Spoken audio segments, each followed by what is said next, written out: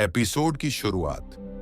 क्या क्रॉन्च का शापित यंत्र मां भद्रकाली की शक्ति को रोकने में सफल होगा?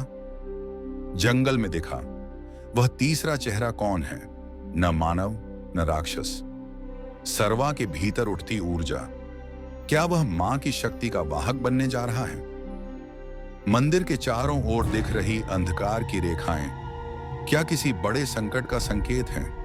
क्रॉन्च यंत्र और काल की छाया। मंदिर की दीवार पर रक्त से लिखा वाक्य, तृतीय नेत्र ना खुले नहीं तो काल जाग जाएगा, अभी भी ताजा था। पंडित केशव जी वायु चिंतन में डूबे थे। सर्वा वायु उनकी आंखों की चिंता पढ़ पा रहा था। दादाजी, क्या क्रॉन्च यंत्र सच में शक्तिपीठ की ऊर्जा को रोक सकता है? सर्वा ने पूछा। पंडित जी बोले, अगर समय रहते हमने उस यंत्र को निष्क्रिय नहीं किया तो मां का तृतीय नेत्र खुलने से पहले ही शून्यता में समा जाएगा। पुराने ग्रंथों में छुपा मार्ग पंडित जी ने अपनी पांडुलिपियों में रात भर अध्ययन किया। एक पुराने ग्रंथ में उन्हें एक श्लोक मिला, जहां वट वृक्ष 3 दिशाओं में झुका हो वहीं काल यंत्र की छाया गिरती है, वहां सूर्य भी 3 बार रुकता है। यह संकेत स्पष्ट था, उन्हें उस स्थान पर जाना होगा जहां 3 विशाल वट वृक्ष एक त्रिकोण में हो। सर्वा ने कहा, दादाजी, मुझे याद है गांव के उत्तर में ऐसी जगह है जहां 3 वट वृक्ष हैं। वहां अक्सर पशु नहीं जाते, लोग भी डरते हैं। त्रिवट वन और उसका रहस्य। अगली सुबह सर्वा और पंडित जी त्रिवट वन की ओर बढ़े। जैसे ही वे उस क्षेत्र में पहुंचे, हवा भारी हो गई, पेड़ों की शाखाएं जैसे चेतावनी दे रही हों। वहां पहुंचकर उन्होंने एक पुरानी भूमि देखी जहां घास भी नहीं उगती थी।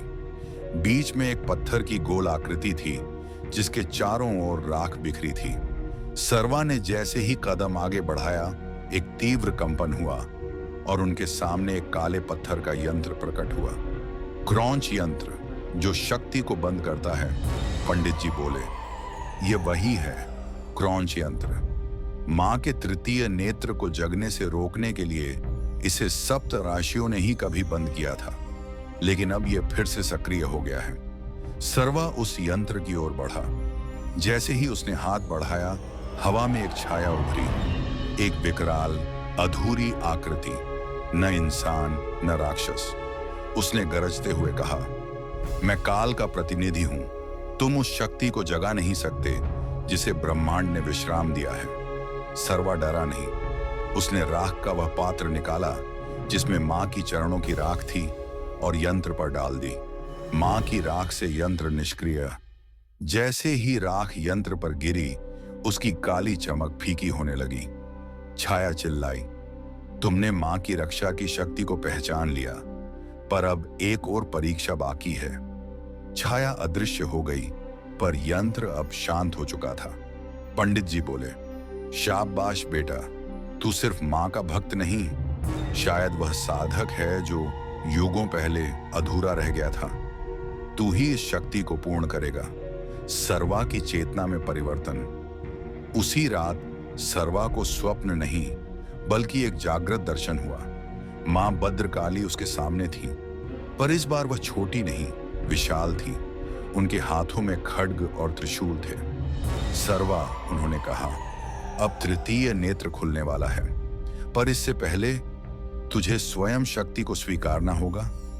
यह शरीर अब मेरा वाहन बनेगा, तुझ में मेरा तेज प्रवाहित होगा। सर्वा ने आंखें बंद कर ली। एक तेज रोशनी उसके शरीर में समा गई। उसका माथा गर्म हो उठा और वही रक्त चिन्ह उभर आया जो मां की मूर्ति पर था।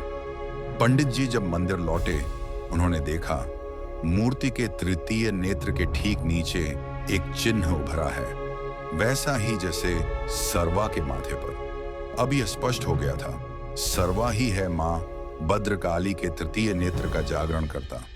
पर तभी मंदिर की घंटियां अपने आप बजने लगीं और एक अजनबी व्यक्ति मंदिर की सीढ़ियों पर खड़ा था। अगले एपिसोड की झलक। वह अजनबी कौन है? मां का संदेशवाहक या काल का सिपाही? मां भद्रकाली का तृतीय नेत्र खुलेगा या होगा कोई अंतिम बाधा? क्या सर्वा अब देवी की शक्ति को पूर्ण रूप से स्वीकार करेगा? जानने के लिए देखते रहिए लर्न विद फन चैनल। अगला एपिसोड जल्द ही